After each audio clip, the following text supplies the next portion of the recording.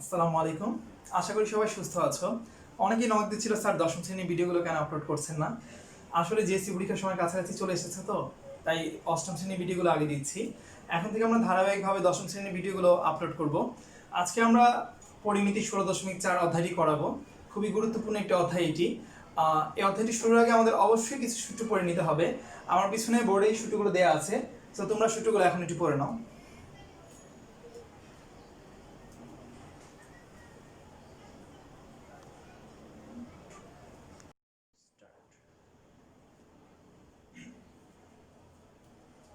আজকে আমরা 16.4 এর অনুশীলনের 8 নম্বর অঙ্কটি করব।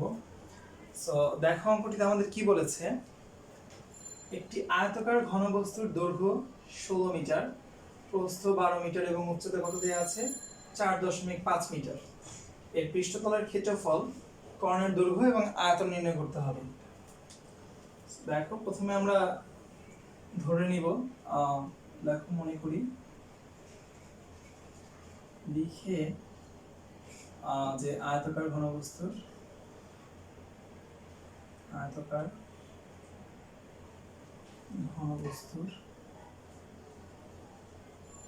দৈর্ঘ্য কমা a equal to 16 মিটার, প্রস্থ কমা b equal to 12 মিটার, উচ্চতা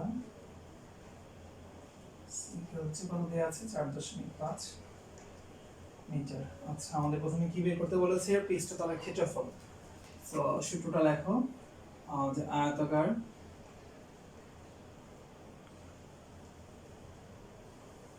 ঘনবস্তুর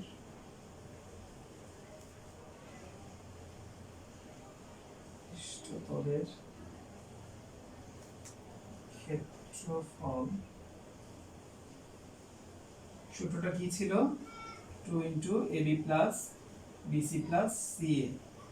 আচ্ছা, সমান সমান 2 into A কত দেয়া আছে আমাদের 16 into 12 প্লাস B কত দেয়া আছে 12, C কত 4.5 প্লাস 4.5 into 16 কি দিবে, বর্গ মিটার। ক্ষেত্রফলের একক কি? আচ্ছা, পরে হচ্ছে এগুলো গুণ করো।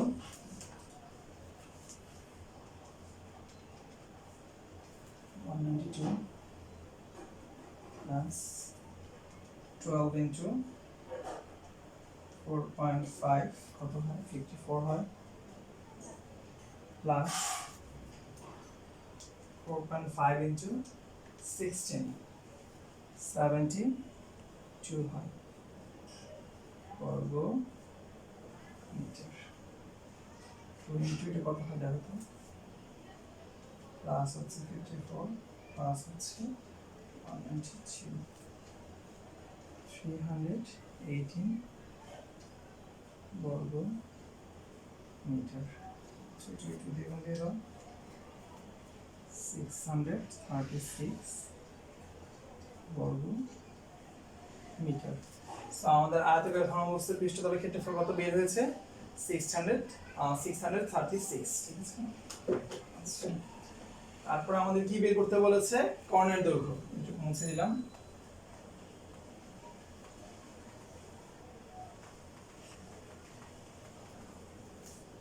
আবার সূত্র লেখো, কর্ণের দৈর্ঘ্য কি, কর্ণের দৈর্ঘ্য সূত্রটা কি ছিল আমাদের, বলছি √a² plus b² plus c²। এর মান কত 16, b এর মান 12, c এর মান 4.5। আচ্ছা, এখানে কিন্তু মিটারই হবে, এখানে বর্গ মিটার হবে না, কারণ হচ্ছে ক্ষেত্রফলের একক বর্গ, এখানে জাস্ট মিটারটাই হবে। স্কয়ার করো 16 স্কয়ার করলে কত হবে 256 হবে, প্লাস 12 কে স্কয়ার করো 144 হবে, প্লাস 4.5 কে স্কয়ার করো 20.25 মিটার। সবগুলো যোগ করে দাও, 256 প্লাস 144 কত এসেছে 420.25 মিটার। এটাকে রুট করে দাও, কত হয় 20.25 মিটার। এটা আমার কিসের দৈর্ঘ্য বের হলো, কর্ণের দৈর্ঘ্য বের হয়েছে, ঠিক আছে। আচ্ছা, আর কি চেয়েছে আমার, আয়তন, একটু মুছে দিই।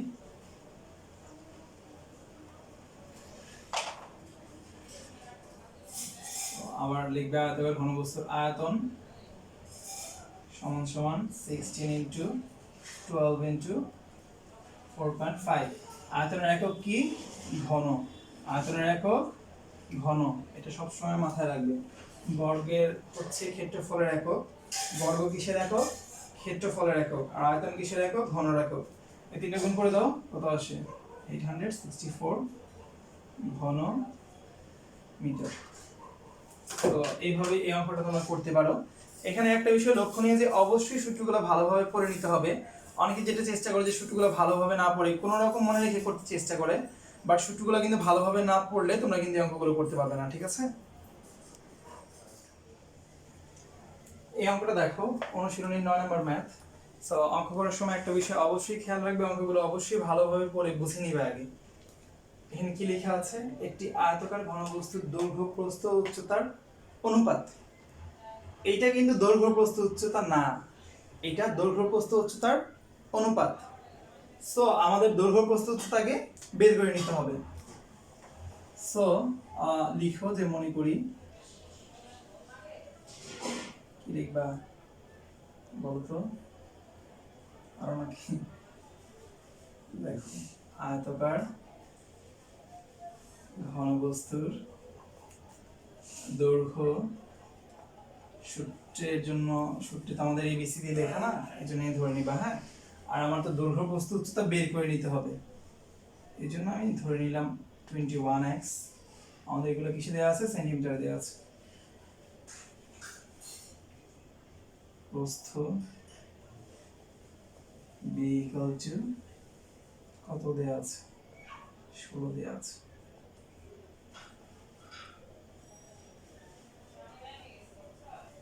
c equal to 12x centimetre. এখন দেখো আমরা x ধরার কারণ হচ্ছে আমরা x এর মানটা বের করব, বের করে এখানে মানগুলো বসাই দিলে আমি দৈর্ঘ্য প্রস্থ উচ্চতা পেয়ে যাব, ঠিক আছে। এখন কথা হচ্ছে x এর মানটা আমরা কিভাবে বের করব। দেখো কর্ণের দৈর্ঘ্য দেওয়া আছে না, আমরা ওই সূত্রটা ইউজ করতে পারি যে আমরা জানি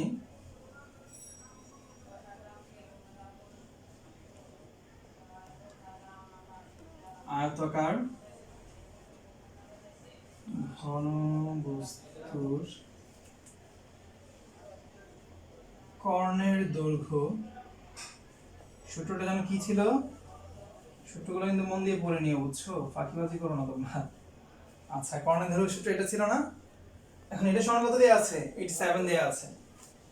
তো লেখো সুতরাং a square plus b square plus c square সমান সমান 87।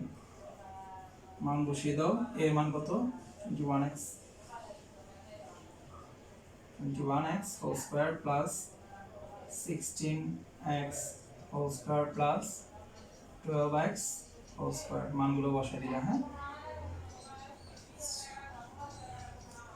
21 কে স্কয়ার করলে কত হবে,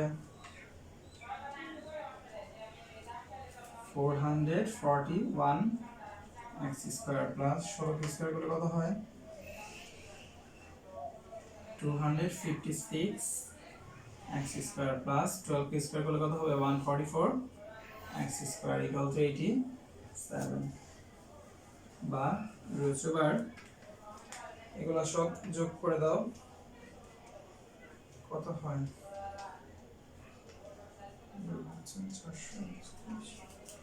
841x স্কয়ার ইকুয়াল টু 87। বা 481 কে যোগ করলে কত হয়, 29 হয়। আচ্ছা, 841 কে রুট করলে 29 হয়। x স্কয়ার কে রুট করলে কি হবে স্কয়ার আর রুটে কাটা শুধু x থাকবে এই ব্যাপারটা খেয়াল রাখবে অনেকে আবার x স্কয়ার দিয়ে দিবে এই ভুলটা যেন না হয় মনে রাখবে 841 কে আমরা রুট করলে 29 হয়েছে আর x স্কয়ার কে রুট করলে x হবে ঠিক আছে আচ্ছা তাহলে কি হবে x সমান সমান এটা দিয়ে ভাগ হয়ে যাবে তাই না এটা তো 1200 হবে ভাগ দিলে কত হয় 3 হয় আমরা x এর মান কত পেলাম 3 পেলাম আচ্ছা এতটুকু মুছে দেই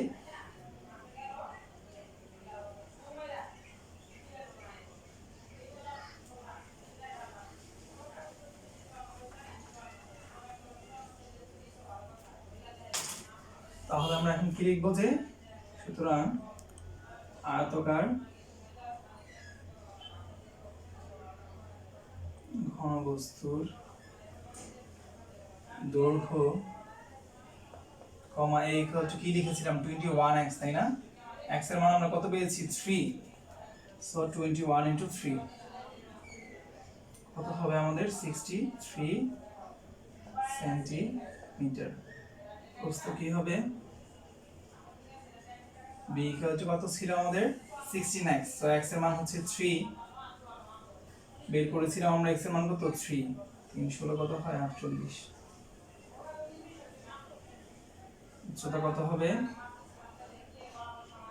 কত লিখেছিলাম 12x সো x এর মান 3 36 সেন্টিমিটার সো আমাদের বলেছে ঘনবস্তুটির তলের ক্ষেত্রফল নির্ণয় করতে সুতরাং সূত্রটা লিখে দাও ঘনবস্তুটির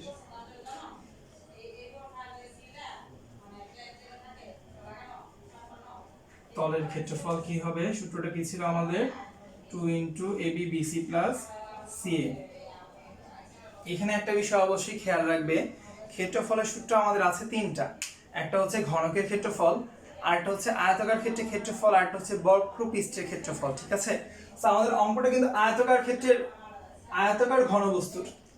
আয়তাকার ঘনবস্তুর তলের ক্ষেত্রফল বলেছে সেজন্য আমরা ক্ষেত্রফলের সূত্রটা লিখেছি সো কার ক্ষেত্রফল চেয়েছে এই বিষয়টা অবশ্যই ভালোভাবে খেয়াল রাখবে সো এটা দেখো আমরা এখন মান বসাই দিব আমার এর মান কত আসছে আমার 63 b কত 48 into 36 into এখানে প্লাস সরি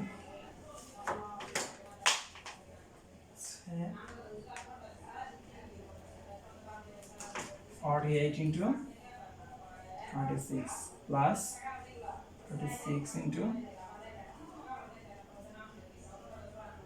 বর্গ সেন্টিমিটার বর্গ কেন লিখেছি বলো তো ক্ষেত্রফলের একক বর্গ ঠিক আছে মনে রাখবে অনেকে এটা লেখে না গুরুত্ব দেয় না মার্কস কিন্তু কেটে দিতে পারে গুণ করলে কত হবে 3024 যোগ 48 into 36 1728 36 into 63 কত হয় 2268 বর্গ সেন্টিমিটার ঠিক আছে আচ্ছা পরে 2 ইনটু এগুলো সব যোগ করে দাও 20